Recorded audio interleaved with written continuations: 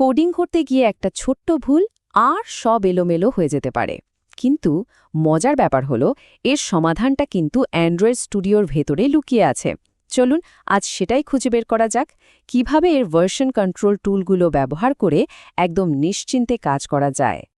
এটা বোধহয় প্রায় সব ডেভেলপারেরই একটা কমন দুঃস্বপ্ন, তাই না? একটা ছোট ভুল আর ঘন্টার পর ঘন্টার পরিশ্রম নিমিষেই হাওয়া। কিন্তু এর একটা দারুণ সমাধান আছে। আর সবচেয়ে ভালো ব্যাপার হলো এই সমাধানের জন্য আলাদা করে কোনো সফটওয়্যার বা টুলস লাগছে না। সমাধানটা অ্যান্ড্রয়েড স্টুডিওর ভেতরেই একেবারে ওয়ার্কফ্লোয়ের একটা অংশ হিসেবেই দেওয়া আছে। তো এই যে সমাধানের কথা বলছি, এটাকে টেকনিক্যালি বলা হয় ভার্সন কন্ট্রোল সিস্টেম বা সংক্ষেপে ভিসিএস। এর কাজটা কি? সোজা কথায় এটা কোডের প্রতিটা বদলের একটা হিসাব রাখে, ঠিক যেন একটা টাইম মেশিন। যখনই দরকার কোডকে তার যে কোনো আগের অবস্থায় ফিরিয়ে নিয়ে যাওয়া যায়। তাহলে চলুন একদম গোড়া থেকে শুরু করা যাক। ধরা যাক কেউ একজন একদম নতুন একটা প্রজেক্ট শুরু করছেন। তার প্রথম কাজগুলো কি হবে? দেখুন, পুরো ব্যাপারটা কিন্তু খুবই সোজা, মাত্র দুটো স্টেপ। এই দুটো ধাপ ঠিকঠাক করতে পারলেই ব্যাস প্রজেক্টের কোড ট্র্যাক করা শুরু হয়ে যাবে, আর এর একটা শক্ত ভিত্তি তৈরি হয়ে যাবে। তো প্রথম কাজটা হলো অ্যান্ড্রয়েড স্টুডিওকে এটা বুঝিয়ে দেওয়া যে এই প্রজেক্টে ভার্সন কন্ট্রোল ব্যবহার করা হবে, আর এর জন্য মেনু বার থেকে ইনেবল ভার্সন কন্ট্রোল ইন্টিগ্রেশন অপশনটা সিলেক্ট করে দিলেই হয়। আচ্ছা, ইন্টিগ্রেশন তো চালু হলো, এরপর কি? এরপরের কাজটাই হলো একটা লোকাল রিপোজিটরি তৈরি করা। ক্রিয়েট গেট রিপোজিটরি কমান্ডটা সিলেক্ট করার সাথে সাথেই অ্যান্ড্রয়েড স্টুডিও ওই প্রজেক্টের সব ফাইলের ওপর নজর রাখা শুরু করে দেবে। ভাবুন তো, এই দুটো সহজ কাজ শেষ করার পরই কোডটা কিন্তু একদম নিরাপদ হয়ে গেল। মানে এরপর থেকে যে কোনো পরিবর্তন লোকাল কম্পিউটারেই একটা ইতিহাস হয়ে জমা থাকবে।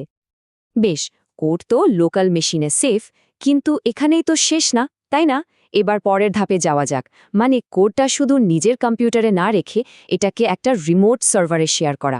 এটা ব্যাকআপের জন্য দরকার, আবার টিমে কাজ করার জন্য অপরিহার্য। এখন প্রশ্ন আসতে পারে, কেন এটা শেয়ার করতে হবে? দেখুন, এর বেশ কয়েকটা বড় সুবিধা আছে। প্রথমত, এটা কোডের একটা দারুণ অনলাইন ব্যাকআপ। দ্বিতীয়ত, টিমের অন্যদের সাথে মিলে কাজ করাটা অনেক সহজ হয়ে যায়। আর সবশেষে এটা কিন্তু একটা দারুণ প্রফেশনাল পোর্টফোলিও হিসেবেও কাজ করে। আর এই পুরো কাজটা করার জন্য অ্যান্ড্রয়েড স্টুডিওতে একদম সরাসরি একটা কমান্ডই আছে। মেনু থেকে শুধু share project on GitHub select করতে হবে। বাকিটা অনেকটাই সহজ হয়ে যায়। আচ্ছা, এতক্ষণ তো আমরা নতুন প্রজেক্ট নিয়ে কথা বললাম। এবার একটু অন্য দিক থেকে ভাবা যাক।